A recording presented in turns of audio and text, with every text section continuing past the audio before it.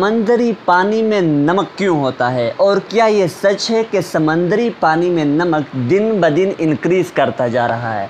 Yes, कैसे? जानिए।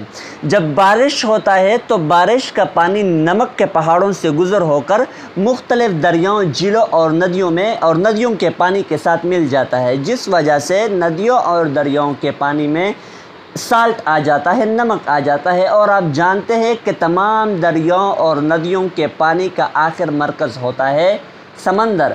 और फिर वहाँ पे और जब ये सारा पानी समंदर में शामिल हो जाता है, ये नमक भरा पानी जब समंदर में शामिल हो जाता है तो समंदर में धूप की वजह से पानी तो बुखारात की शक्ल में उड़ जाते हैं, जबकि नीचे साल्ट रह जाती है। और वो पानी जो बुखारात की शक्ल में उड़ गए, इनसे बनेंगे क्लाउड्स, बादल। उस बादल से आएंगे बारिश और फिर दोबारा ये बारिश का पानी नमक के पहाड़ों से गुज़र होकर आएगी दरिया और झीलों में, फिर जाएगी समंदर में।